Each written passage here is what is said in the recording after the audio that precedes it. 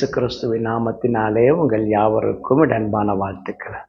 இந்த ஞாயிற்றுக்கிழமையிலே கர்த்தர் நமக்கு கொடுக்கிற வார்த்தை ஏசாயா எழுதின தீர்க்க தரிசன புஸ்தகத்திலே 56வது அதிகாரத்திலே 5வது வசனம்.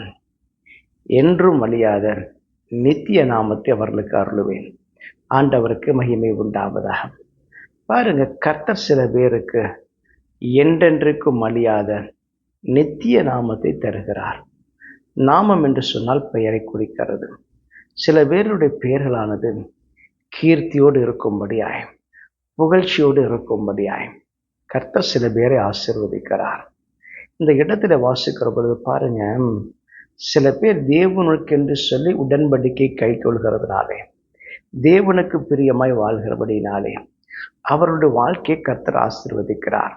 எப்படி ஆசீர்வதிக்கிறார் என்று சொல்லி இந்த வேதத்தில் வாசிக்கிற போது, அவருடைய ஆலயத்துக்குள்ளே, அவருடைய மதில்களுக்குள்ளே இருக்கக்கூடிய குமாரருக்கும் குமாரத்திகளுக்கும் உரிய இடத்தை பார்க்கலும் கீர்த்தியை பார்க்கலும் மேலான ஆசீர்வாதத்தை கொடுப்பேன் என்று சொல்கிறார்.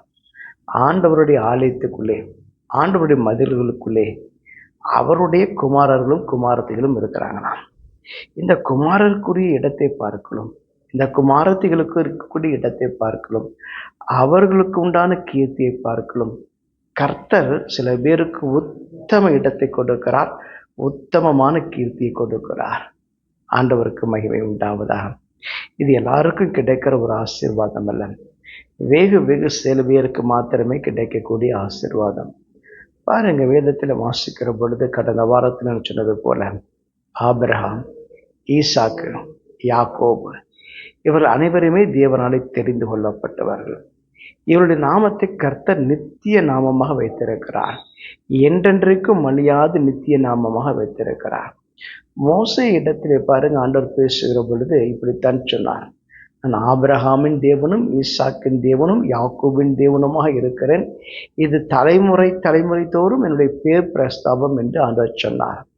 ஆண்டவருக்கு மகிமை உண்டாவதாக. பாருங்க, ஆபிரகாமின் தேவன் என்று சொன்னார், அதற்கப்புறம் ஈசாக்கின் தேவன் என்று சொன்னார், அதுக்கப்புறம் யாக்கோபின் தேவன் என்று சொன்னார். ஏசாவின் தேவன் என்று அங்கே எழுதப்படவில்லை.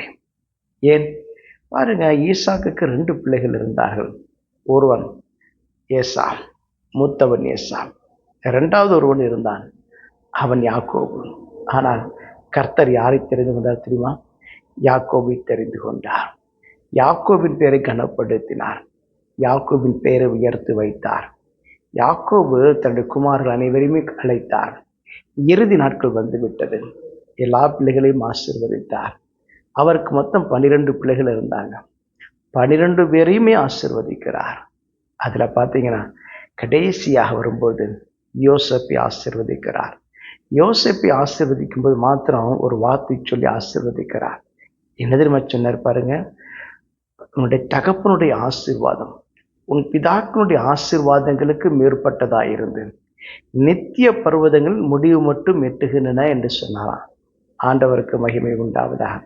இந்த இடத்திலே யாக்கோபு தன்னை குறித்து சொல்லுகிறார், உன் தகப்பனாகிய நான் இருக்கிற அளவு யாக்கோபு, எனக்கு கொடுக்கப்பட்ட ஆசீர்வாதம் எப்படிப்பட்ட ஆசீர்வாதம் தெரியுமா? அது நித்திய பர்வதங்களுடைய முடிவு மட்டும் எட்டுகிற ஆசீர்வாதம் என்று சொல்லுகிறார். இது எனக்கு முன்பாக இருந்த முற்பிதாக்களுடைய ஆசீர்வாதங்களுக்கு மேலான உயர்ந்த ஆசீர்வாதம் என்று சொல்லி அந்த இடத்தில் அறிவிக்கிறார். இந்த ஆசீர்வாதம் இப்போ யார் மேலே வரணும் தெரியுமா?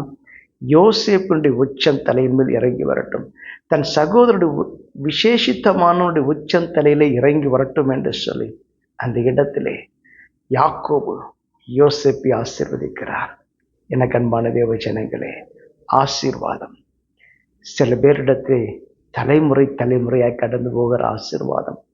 அந்த ஆசீர்வாதங்கள் என்பது கர்த்தராலே அருளப்படுகிற ஆசீர்வாதம், உன்னதமான தேவனாலே அருளப்படுகிற ஆசீர்வாதம். யாக்கோபு அதைத்தான் இந்த இடத்திலே கூறினார். உன்னதங்களில் வாசம் பண்ணுகிற அந்த தேவனிடத்திலிருந்து வந்த ஆசீர்வாதம், நித்திய பர்வதங்களுடைய முடிவு மட்டும் எட்டுகிற ஆசீர்வாதம், அது என் மேலே இறங்கி வந்ததல்லவா அந்த ஆசீர்வாதம்.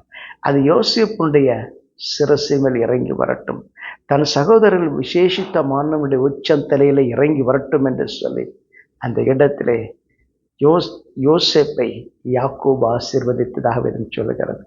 எனக்கு அன்பான தேவ ஜனங்களே, ஆசீர்வதிக்கிறவர் கர்த்தர் தான். அதில் எந்தவித மாறுபாடும் அல்ல. ஆனாலும் கர்த்தர் சில தலைமுறைகளை தெரிந்து கொள்கிறார், சில பேரை தெரிந்து கொள்கிறார். அவர்களுக்கென்று சொல்லி நித்திய நாமத்தை அருளுகிறார்.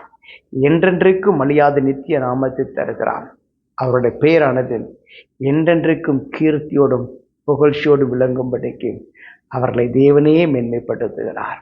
இன்றைக்கும் கூட தேவனிடத்தில் இருந்து வருகிற அந்த உன்னதமான ஆசீர்வாதத்தை பெற்றுக்கொள்ளும்படியாய் உங்களை தேவ கரத்தில் ஒப்புக் கொடுங்கள்.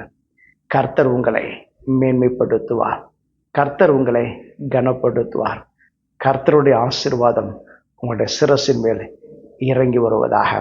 ஆமென். நாம் ஜெபம் செய்வோம்.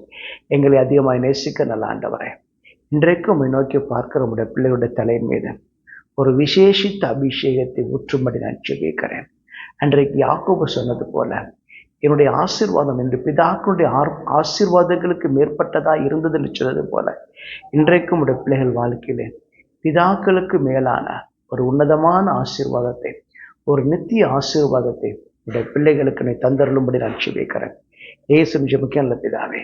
ஆமென். God bless you.